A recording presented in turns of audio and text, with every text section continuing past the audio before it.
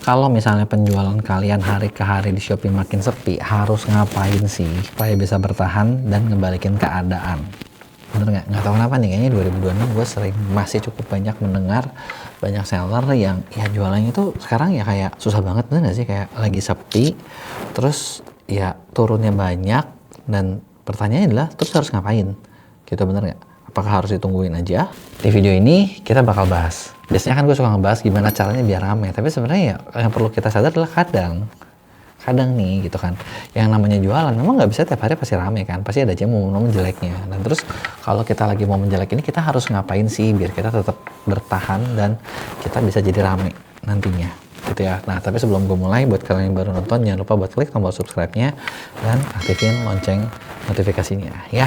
Yuk kita mulai. Pertama nih, kalau misalnya lo ngerasa kayak aduh kenapa ya makin kesini toko makin sepi mulu gitu kan, gue tahu yang ngalamin ini pasti kadang kayak sebel, kesal, stres, apalagi kalau yang udah punya tim, udah punya karyawan, karena sambil ngeliatin nih karyawan gue kerjanya ngapain ya, bener nggak?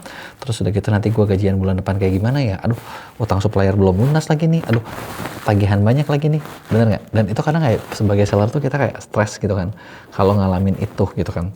Terus harus ngapain sih? Yang pertama, kalau menurut gue ya, gue pernah di posisi itu juga gitu kan.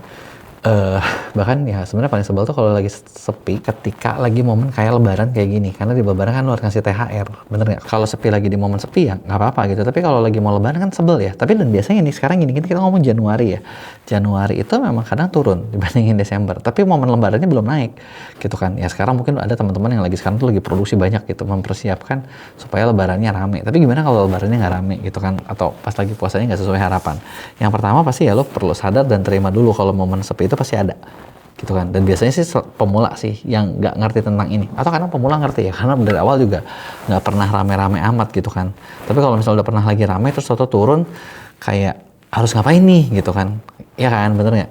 Karena biasanya kalau udah biasanya jualan rame terus sepi itu kan kayak tar ini kenapa nih, pasti ada sesuatu yang salah, bener nggak? Nah, ketika salah, yang jadi masalah gini, lu tenang apa enggak? Kalau lu nggak tenang, nah kadang kita bisa ngelakuin kesalahan fatal. Kesalahan fatalnya apa coba? Ketika lagi sepi, biasanya kita lakuin adalah kasih diskon.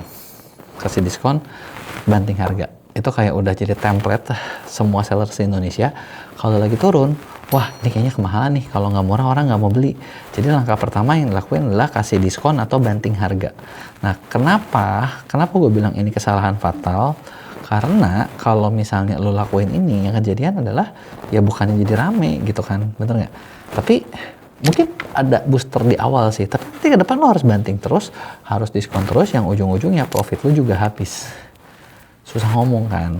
Dan ini bukan membangun bisnis lo jangka panjang sih menurut gua. Itu tuh kayak painkiller doang. Masalahnya nggak terselesaikan, tapi lo menghancurkan diri sendiri.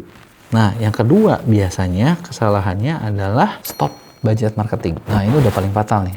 Udah tahu lagi sepi, lu stop. Karena lu berpikir pengeluaran nih, iklan stop gitu kan. Gak usah dulu kayak gini kayak gitu, kita lagi sepi. Nah, padahal ketika lu stop semua effort marketing kalian, itu malah bukan jadi makin baik, malah makin hancur gitu ya. Kecuali emang effort marketing kalian gak jalan gitu. Tapi kalau misalnya jalan, itu malah makin hancur. Atau yang ketiga, ya adalah lu nyalahin algoritma. Wah, ini pasti nih ada yang lagi bermain nih, misalnya gitu kan. Shoppingnya lagi nggak adil nih gitu kan, nyalahin algoritma. Karena memang nyalahin algoritma itu adalah paling gampang, bener kan? Kalau nyalahin itu udah paling gampang deh ya. Nah, kenapa gue bilang itu kesalahan? Karena menurut gue itu nggak ngobatin. Jadi yang bener ngapain? Yang bener adalah yang pertama kali lo perlu tahu adalah kalau misalnya toko lo lagi sepi, pertama adalah lo buka data. Sepinya mulai kapan?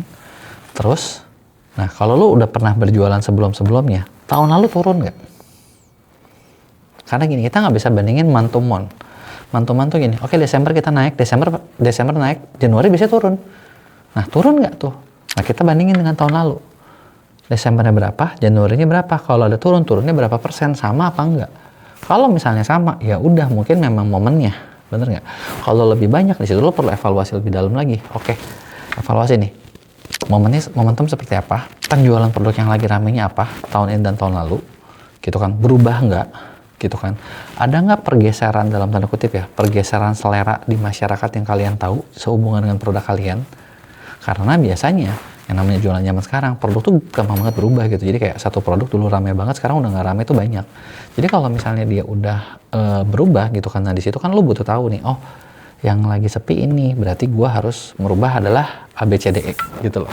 Kebayang nggak? Jadi lo harus tahu nih, ada nggak perubahan itu? Lihat dari data. Makanya gue bilang analisa dulu nih. Oke, lihat dari data penjualan produk, lihat dari data efektivitas marketing kalian seperti apa.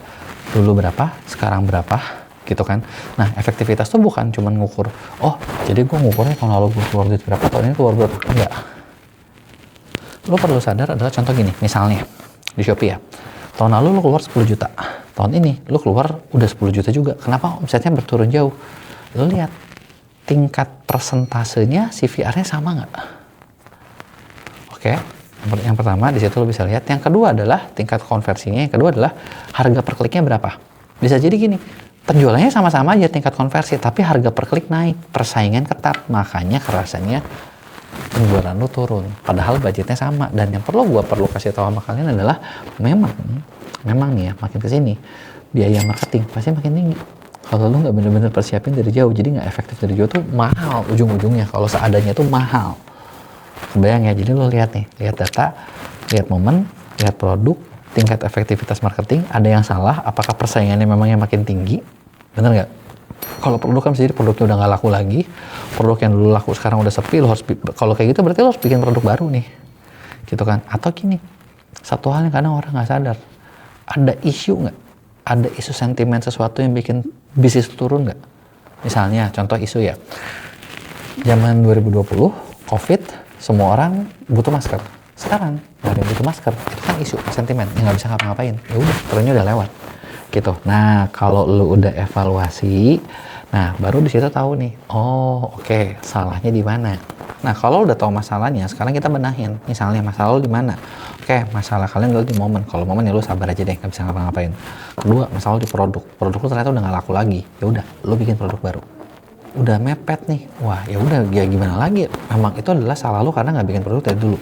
Yang ketiga, marketing lu ternyata sebenarnya CVR-nya sama atau CVR-nya turun, budgetnya mahal, wah itu udah repot dah. Lu perlu bener-bener dibantuin tim yang mungkin lebih profesional dibandingin kalian, dibandingin yang bisa lu lakuin, karena buktinya ya itu turun terus, gitu kan. Atau jangan-jangan misalnya gini, tim lu kurang efektif, ya itu berarti dibenerin, ini harus dibenerin deh kalau kayak gitu. Bener nggak? Perbanyak effort marketingnya, karena kalau misalnya nggak diperbanyak effort marketingnya udah pasti makin sepi, gitu kan. Nah, tadi itu adalah beberapa hal yang bisa perbaiki supaya, maksud gue di situ ketahuan masalahnya. Ketika udah ketahuan lo obatin, gitu kan. Nah, dari beberapa masalah itu biasanya itu udah bakal ngebantu buat toko kalian bounce back lagi. Dan yang paling penting buat bertahan adalah ada nggak cash flow-nya. Di situ yang lo perlu cek. Kalau cash flow-nya udah nggak ada, wah itu yang paling berat deh. Karena bikin strategi apapun, kadang kita harus sadar ketika nggak benerin, udah pasti cost itu keluar, biaya itu keluar. Tapi ya kalau nggak dibenerin, udah pasti bakal makin hancur, gitu kan. Jadi kurang lebih kayak gitulah beberapa hal yang bisa dilakuin kalau misalnya toko lu lagi turun. Nah, tapi gini, yang jadi masalah adalah yang gua bahas itu kan tadi general banget, bener nggak? Nah, gimana kalau misalnya tokonya spesifik atau masalahnya spesifik? Nah, ini yang memang gua nggak bisa bahas di video. Jadi kalau kalian punya masalah spesifik, nah gue punya program namanya konsultan pendampingan ordal. Di situ kita memang nyiapin tim buat ngurusin masalah-masalahnya kalian. Dan masalahnya seperti apa, itu kita bisa bahas benar-benar secara spesifik. Dan rata-rata nih klien kita nih yang masuk gabung di program ordal ini, 80%-nya itu bisa achieve target yang mereka mau capai, gitu kan. Jadi buat lo yang misalnya butuh dibimbing, lo bisa deh kerja sama kita. Nah, kalau ada yang mau ditanyain, lo tulis di komen, gue bakal jawab di Q&A. Jangan lupa buat like dan share.